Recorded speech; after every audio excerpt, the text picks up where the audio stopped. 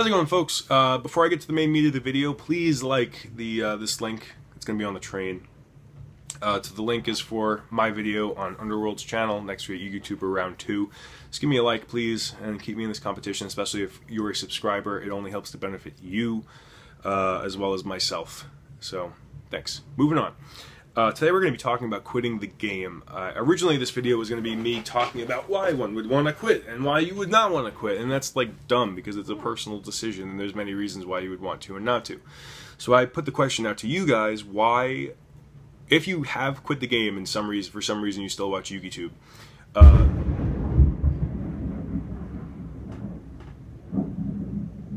you know, why did you quit? What made you want to quit? And if you quit and came back, why did you do that? I'm curious to what your personal story is, and I'm going to share some of mine. So yeah, why did you quit, and why did you come back, or why are you still watching YugiTube if you quit? So my story is, I've quit a few times.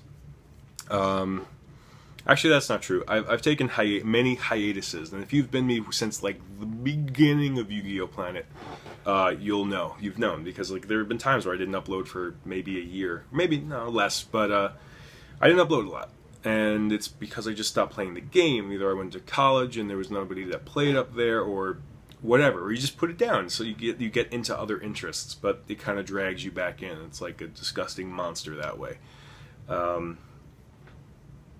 But I'll run down the most recent time that I ever was thinking about quitting was right after YCS Philly. So a couple of things happened.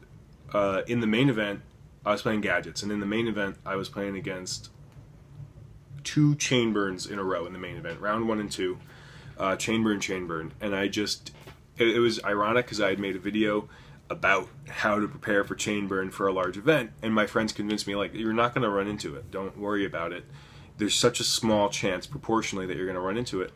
And then I did, twice in a row, out of like, that must have been at least 1,000 people, I don't know. So that was kind of shitty, and I wound up dropping from the event to do side events.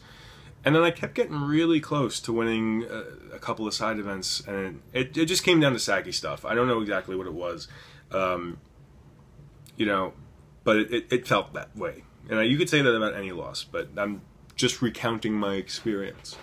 So then the worst thing that happened was, that really made me want to quit, was I did so many side events, I got randomly selected to play in a 4-man tournament for a giant hand.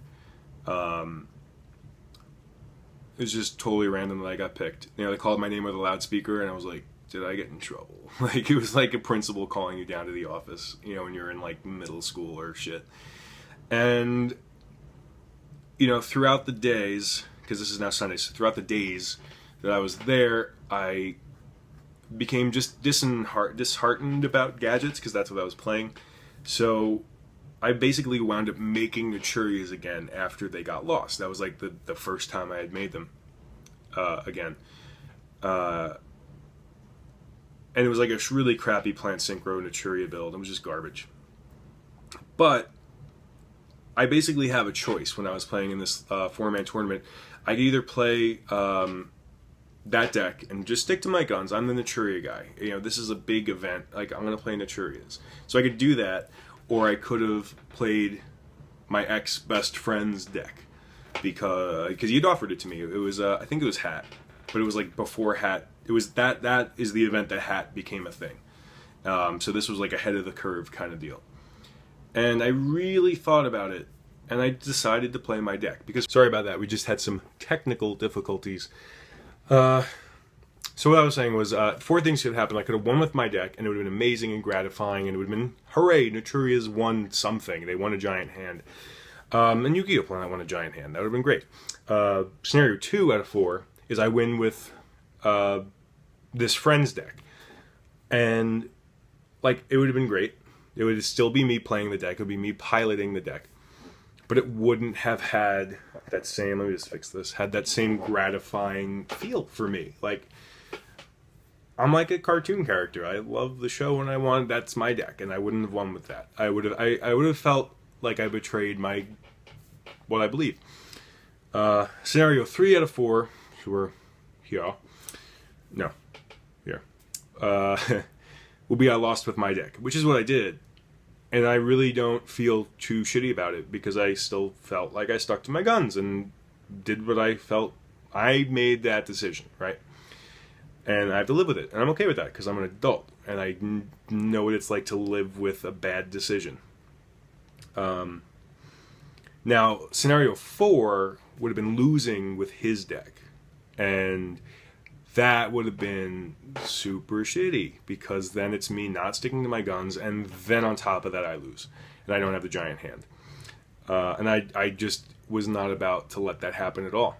It's just so then as I'm playing, you know, this friend who wanted to lend me his deck is sitting there as I'm like nervously playing for a $1,500 card, like he's just saying shit like he's just gonna fucking lose and stuff with that similar kind of vibe to it.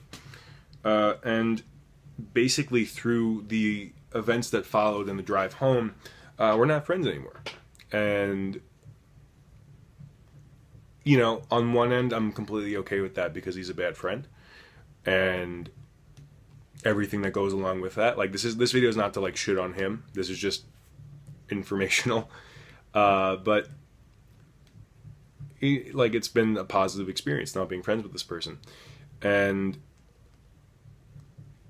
But still, with that being said, you know, I didn't place in anything.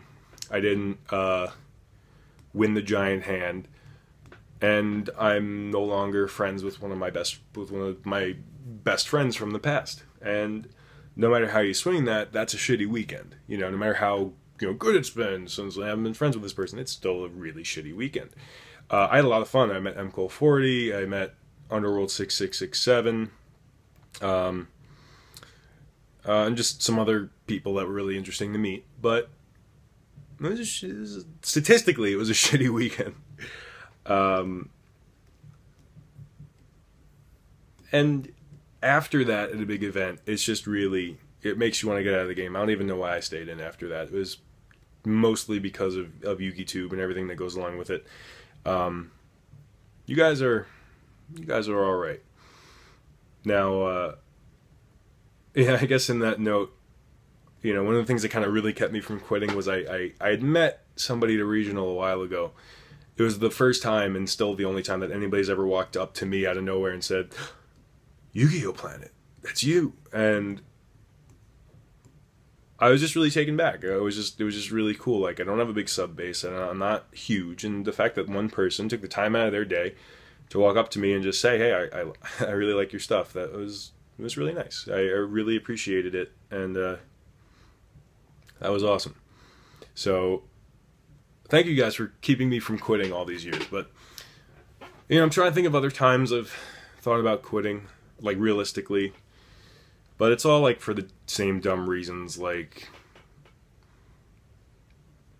I don't know, I don't want to spend money on cardboard or just get into other interests. But to conclude, I am really interested in what you guys have to say. I feel like some of the most interesting stories in Yu-Gi-Oh! Are about people who either want to quit or quit and came back, and then just story time. Sit around the fire with your laptop with everybody else and write a comment saying, "Give me a story like I gave you one."